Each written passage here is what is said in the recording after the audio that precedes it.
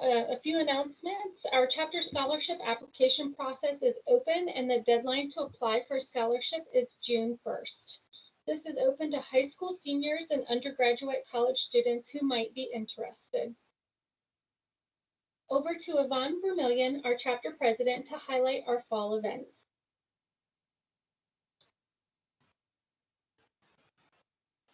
Hi, everyone. I'm Yvonne Vermillion. I'm the Dayton-Wright AFCEA chapter president. I'm excited to announce that this year we're having our Wright Information Technology Summit again. It's going to be held in September on the 14th and 15th.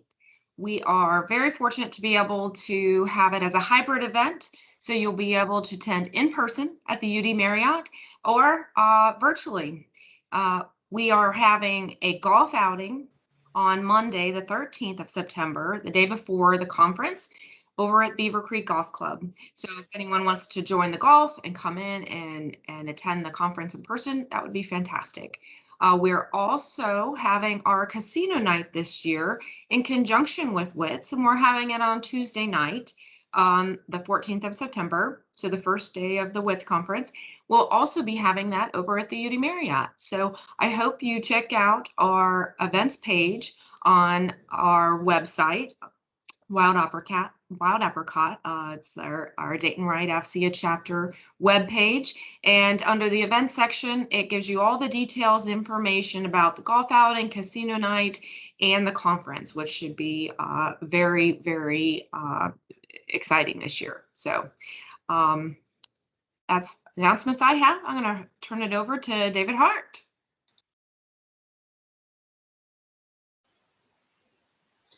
Yvonne, can you please advance to David's slide for the announcing the Indiana chapter?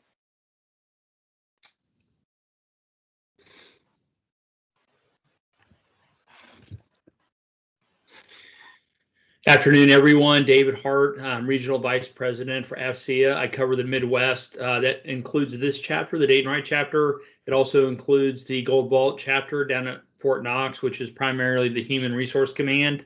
And wanted to bring to everyone's attention that there is a chapter forming in Indiana that there's two people that are tied into starting this chapter, which is an ambitious project.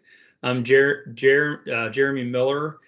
He is the CEO of Lionfish Cybersecurity, and Jessica Freed, who's with Tech Systems. And they're looking for new members. They're looking for leadership. So if your organization has people over there that would like to be part of this chapter that's coming together, the customers over there would include the Navy Crane facility and also the DFAS and other federal customers in the state of Indiana. But their information is there in this slide, and you can also go to their LinkedIn group and you can join the Indiana AFCEA chapter. So that's all. Thanks, guys. Thanks, David. I'd like to introduce Lynn Evanson, and she's the Director of Plans and Programs, Air Force Lifecycle Management Center, Wright-Patterson Air Force Base, Ohio. She assists the commander in leading the single center responsible for total lifecycle management, covering all aircraft engines, munitions, and electronic systems. Ms. Eviston began her career with the Air Force in 1985 as a financial specialist in Aeronautical Systems Center, ASC, Wright-Patterson Air Force Base. During her career, she has held progressively more challenging jobs in financial management, serving as financial specialist on diverse platforms such as the B-1B engine, alternate fighter engine option B2, Combat Battalion 2, and CV-22. Senior budget analysis for ASC investment and operations management accounts, including civilian payroll. Senior budget analysis implementing center-wide processes to enable the financial community to effectively execute the ASC investment programs. The supervisory cost analysis support the ASC source selection process. From ASC, Ms. Eviston transitioned to Headquarters Air Force Material Command, where she served first as Deputy Chief, then Chief of Programs Division, then most recently as Deputy Director to AFMC Strategic Plans, Programs and Analysis Directorate. With that, I will hand it over to you, Ms. Eviston.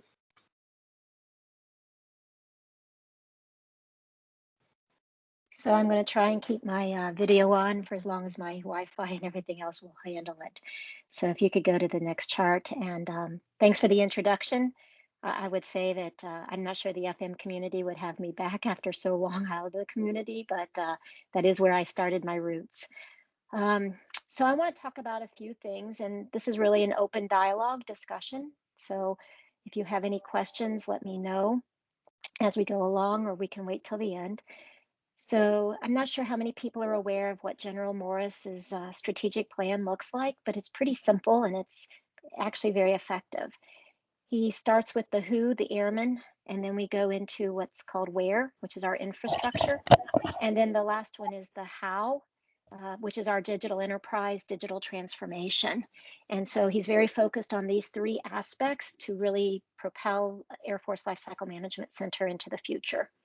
And it's all about achieving our mission. And I'm going to talk more about the infrastructure side, but I will tell you that the infrastructure side is going to be heavily influenced by some aspects that are happening on the airman side, which is pretty much the teleworking and the teleworking policies and guidelines that are coming out, and how that's going to influence our infrastructure of the future.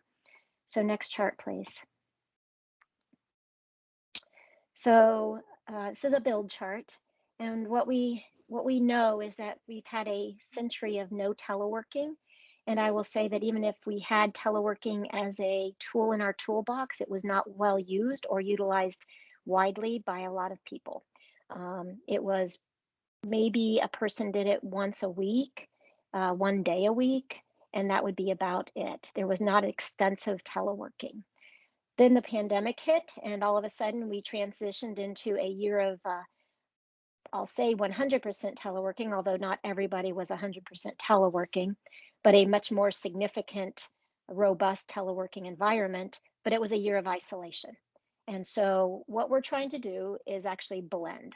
And if you go to the next build. So what we're really wanting to get to is an adaptive physical and virtual office without the isolation. And we have a lot of other charts, but I'm going to kind of talk from this chart on some of the initiatives that we're working on and how we're utilizing this new world and new business ways to propel us again. So one of the initiatives that we've done, and it's really made a difference, is that prior to the pandemic, we were losing $1 billion in productivity just tied to our poor facilities and to our information technology, our IT. We all got the blue spinning wheel of death. Trying to log in the morning took at least 10 to 15 minutes. You got kicked off the internet on a regular basis. Things would not connect. Trying to actually certify a document took forever. You could get the spinning blue circle of death again.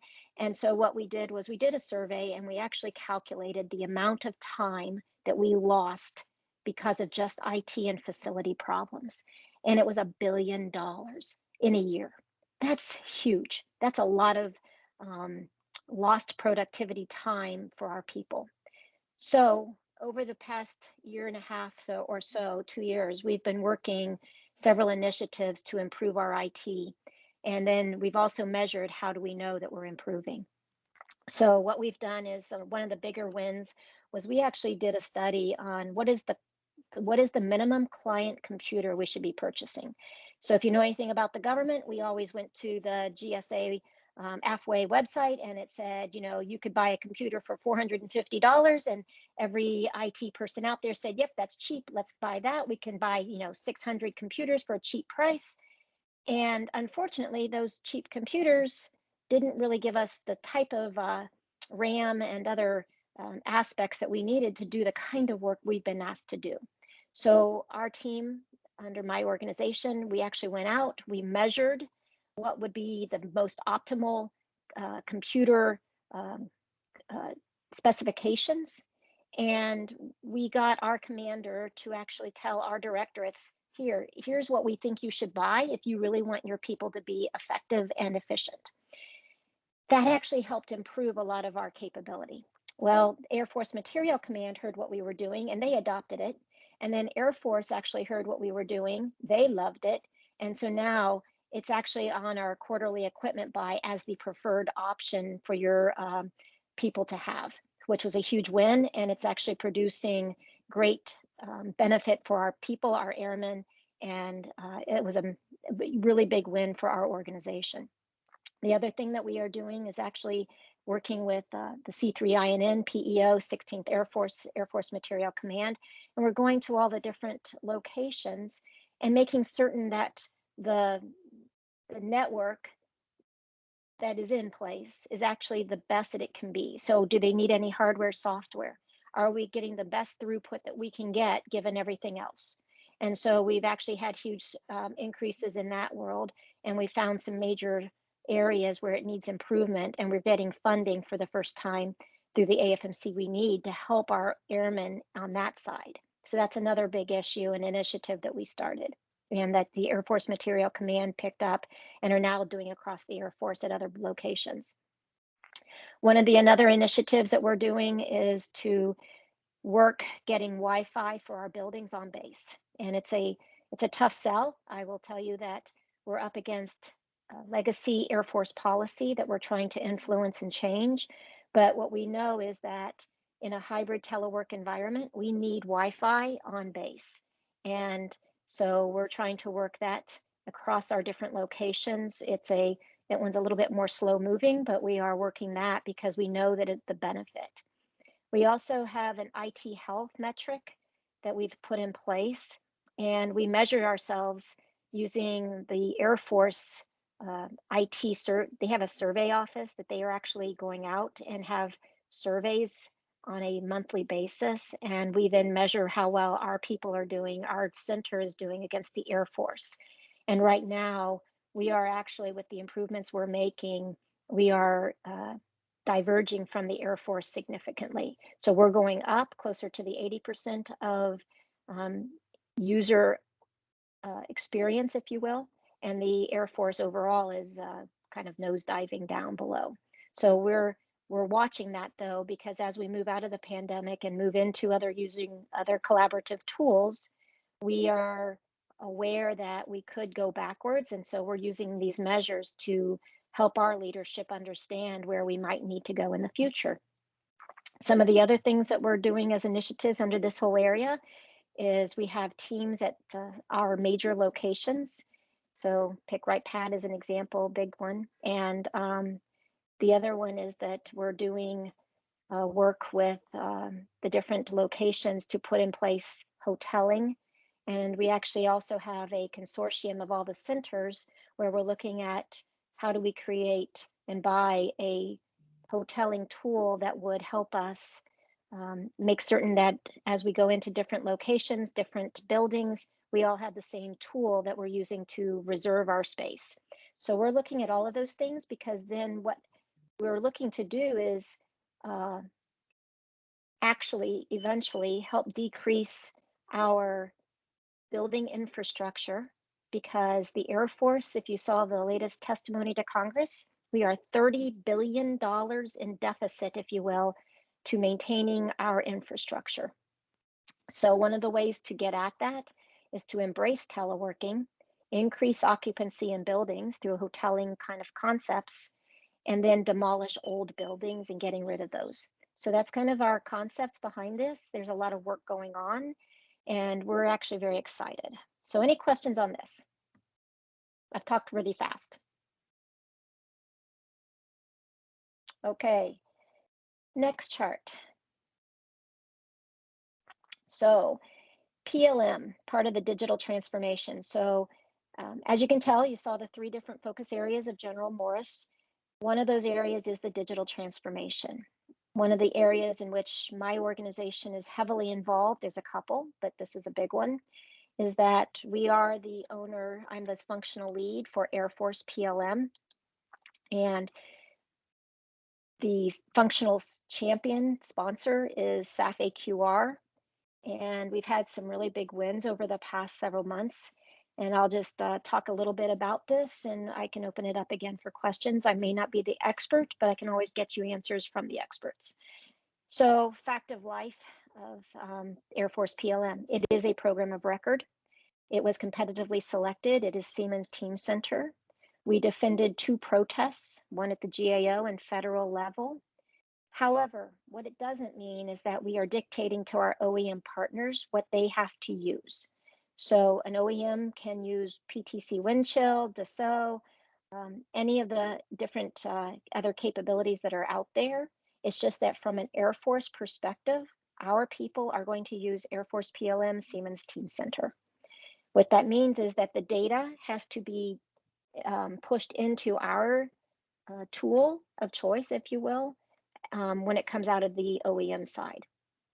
Team Center allows that Air Force to furnish those open access, big and small corporations, companies, et cetera. Engineers can use any modeling, simulation, analytic tools that they want, again, open APIs.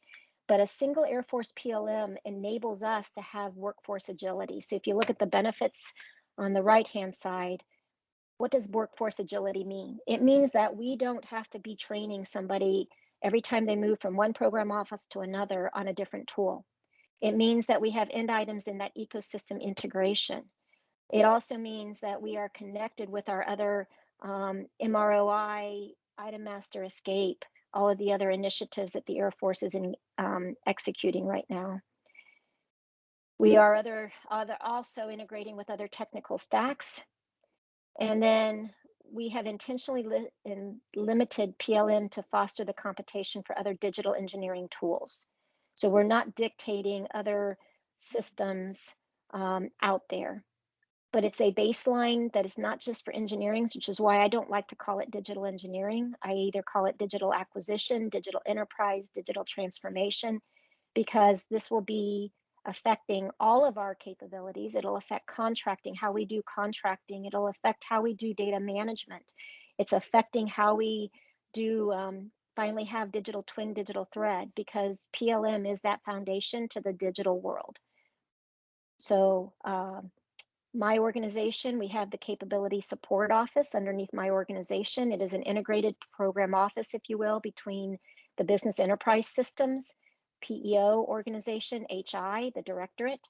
And why? He is the PEO. He is the acquisition arm to PLM. So we work very closely together.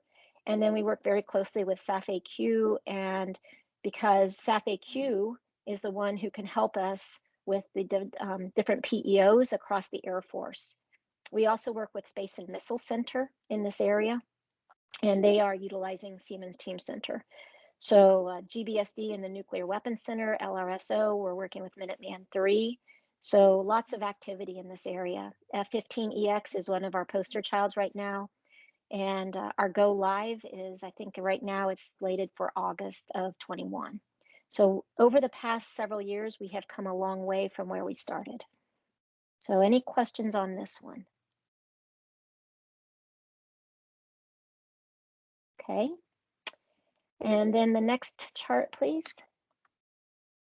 So just kind of wanted to give you one of the things I heard that you guys wanted to know and understand was SIBR, Air Force SIBR budget totals.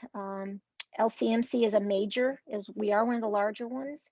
However, most of the money is underneath Air Force Research Lab, and it is an Air Force program. And so we do not necessarily own our own destiny in this area, but we are heavily involved and helping manage this area. So if you go to the next chart, this just shows you some of the things that have been happening. We've created the largest voluntary innovation cell. Some of the efforts go into our program offices. So there's a lot of activity in this area. Small business innovation research is one of the main thrusts. And we also work very closely with the small business office because there's obviously a huge link. So that's really all I had to talk about, unless you guys have other comments or things that you want to talk about. This is really your opportunity to understand or hear some of the things that we're doing in the center. Lots of things happening. It's pretty exciting personally. The digital transformation to me is a huge move to the future, and it's about time. So it's proving out in GBSD and other areas where we are able to go much faster. It's the linchpin, I think, to the future. So Any comments, concerns, questions? Over to you all.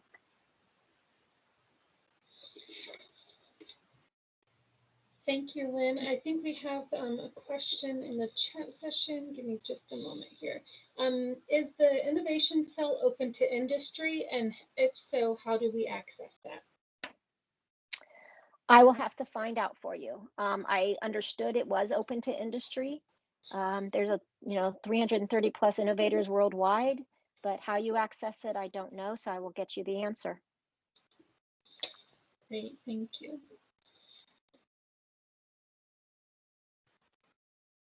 Any other questions?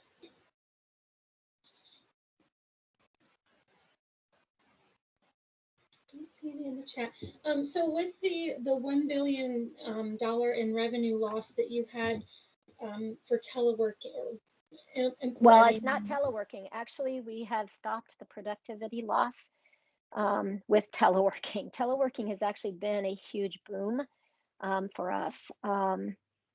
Our productivity has gone up. A lot of people don't want to talk about that, but that productivity loss of $1 billion was actually tied to our prior to the COVID.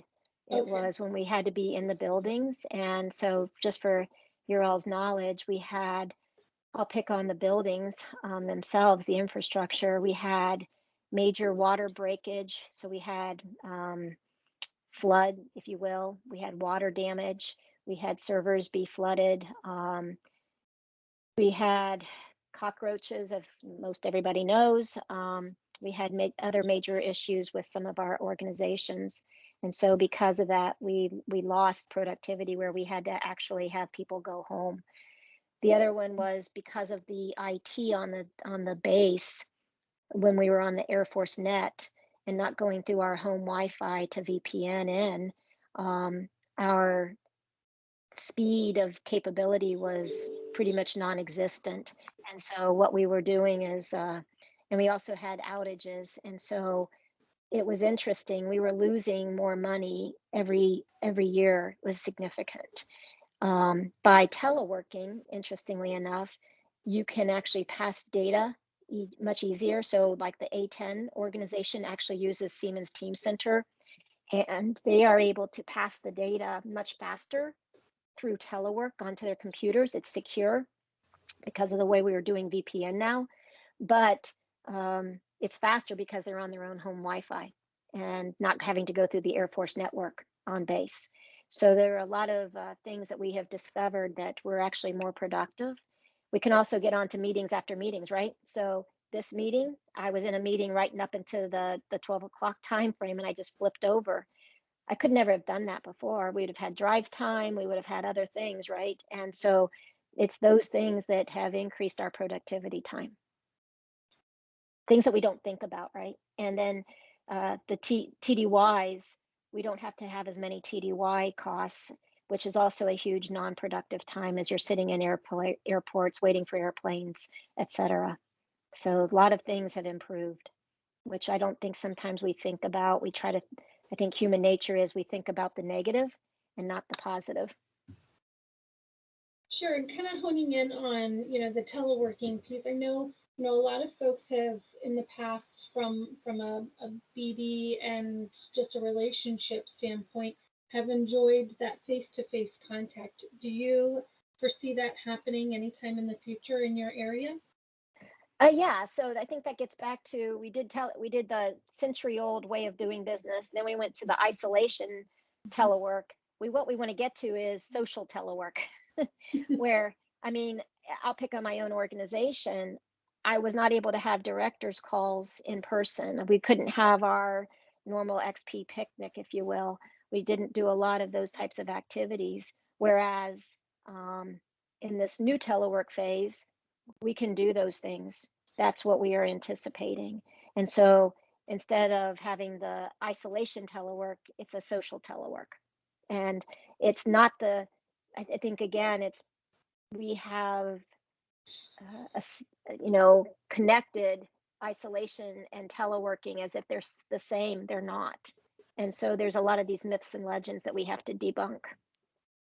You can come in and you can come in and do a whiteboarding session, but you might be more effective teleworking for a lot of the other activities that you do.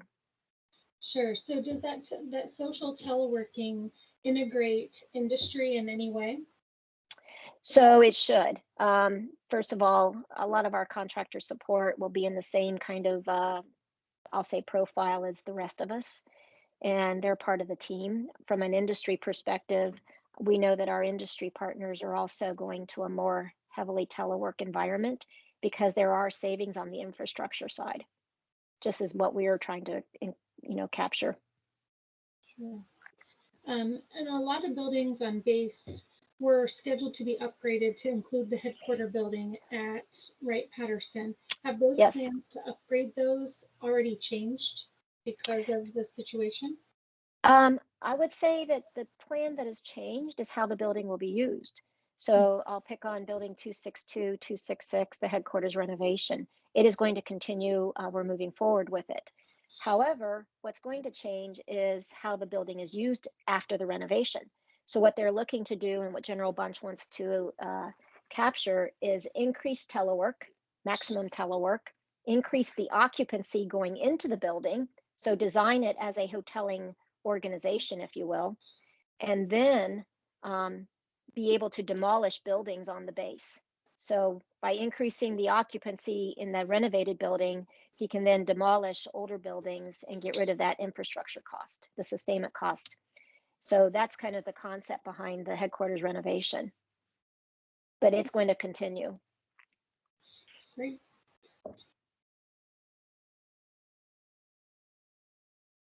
There's no other questions in the chat session, but those that are on the call, feel free to unmute yourself if you'd like to ask a question.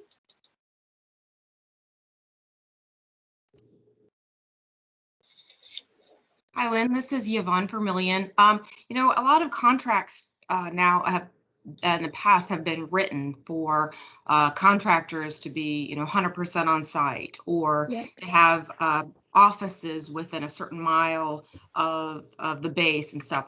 Are there acquisition plans to change that language and maybe some of those contracts even retroactive to accommodate this new shift in paradigm for, working at home? They have actually. So if you pick on our e-pass, I'll pick on that one because it's a fairly large, significant one. We're actually putting in place contract language that says that the contractors can telework the same level as necessary, tied to how the civilian or the military workforce is teleworking. So they'll have in their contracts those exact same kind of, I'll say, agile flexibility. And it'll be based upon, and this is General Morris's perspective, do the work where you do it best, right? It's mission focused, it's not location focused. And so we have people today that are going in on a different time basis and then come back and go telework. Or if they go into a classified space, they go in when they need to and they come back out when they need to. So it's a totally different way of thinking about how we do business. And I find it to be personally invigorating. I mean, it's opened up our aperture. And it's, this was a grand experiment that everybody thought would fail, and it didn't fail. And we actually were highly successful. We see the contractor support as just part of our workforce. So they have to be kind of linked as to however which way we go. So we are changing the language in those contracts, and it already has begun, actually. That's great. What issues did you experience, though, with internet access and connectivity? I'm sure you experienced a lot of that, right? And how did you overcome that? So when you go on base, you still have problems. So my concern is that if the leaders or your division chief says, "Oh, I want you all come back on base," my complaint department is going to go back up. It's amazing how we had a lot of complaints on facilities, and I still do within the classified area, but I don't get as many complaints that bathrooms aren't working and that the heat's horrible or whatever, because it's your house and that's your own problem. And not meanly, but but if everybody's telling everyone to come back on, those issues they have never been fixed. from an IT perspective, when we first started teleworking, we obviously did not have the tools in place, right?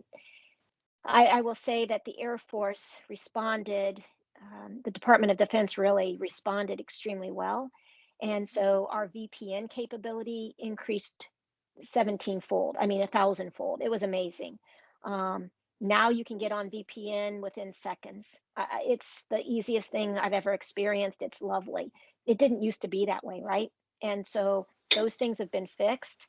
Other things that got fixed, I'll pick on contracting. Originally, the contracting systems were not able to be utilized except for on base on the Air Force net, and they fixed that within a month. And our contracting community last year did more contracting, more dollars, more contracts than ever before, and delivered on time.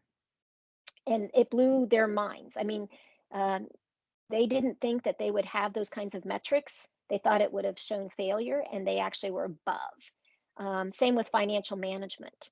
They thought they would have issues. They were actually signing documents, passing money, no problems. But the Air Force stepped to the plate, right, on the IT side. CVR that we're on today is going away. So it does have a sunset of, I think, 15 June. And CHES is taking its place. It has some limitations that they're working on. They know it. We'll have to see how well it migrates. We're supposed to get call-in, dial-in capability by the 28th of May. There's other limitations that they're working on, adding capabilities. What we say is that we have to have multiple tools in our toolbox to improve our collaboration. And so it could be zoom.gov. It could be other means. CHES will be the primary means, but there are other means that we'll have to have, I think, in our toolbox.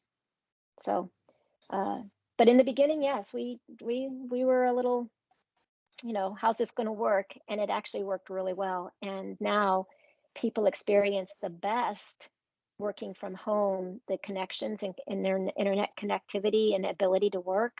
And when they go on base, they become disgruntled and go back home. So it's going to be interesting. Along that same vein, we've heard that there's going to be significant budget cuts, especially in the IT area in FY22 and 23. How is that going to impact IT and also the CIBER funding? Is that going to be impacted as well? You mentioned the CIBER funding. Yeah, so we're watching 22 and 23 pretty closely. So the Air Force and OSD feels that they could just pull up all the IT money and then go fund just some very specific areas.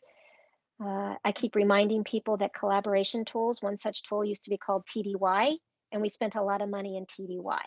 So I think how we see things and how we view our business needs to change a little, but we're working through that. I believe that the Air Force and others have learned that IT is absolutely an important aspect of what we have to do our business. It'll be interesting to see how it moves forward in the future. There's no guarantees one way or the other. We'll have to just play it by ear. I don't think they're going to be able to cut the IT as much as everybody thinks. I think what they're trying to really do is fund some very specific areas to help maintain capability. And we've all said that if the Air Force really wants to do telework like they say they do, in order to reduce infrastructure costs and other things and improve retention and recruitment, then they're going to have to fund the IT because that is the linchpin. Sure. Do you see it impacting the CIBER funding at all? Not yet. There's a huge focus on small businesses still, so I'm not sure it's going to impact as much as we think, but we'll just have to continue to watch. Thank you.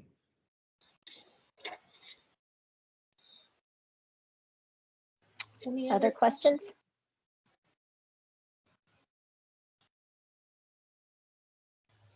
Well, if not, I really appreciate your time and consideration having me today. If you have any questions afterwards, you can email me. And I wish you all a really great day. Happy Friday Eve. So, Thank you, Ms. Eviston, for being a all part right. of our 2021 luncheon series. Yeah, We're no honored worries. to have had you speak. This Next is, month, go ahead. I will let you guys go. So I'm out and have a great day. Bye. Thank you.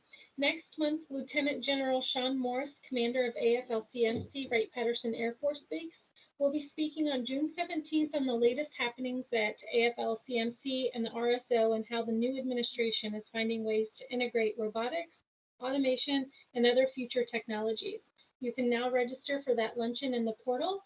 So with that, I give you about 20 minutes back to your Thursday. Thanks, everyone.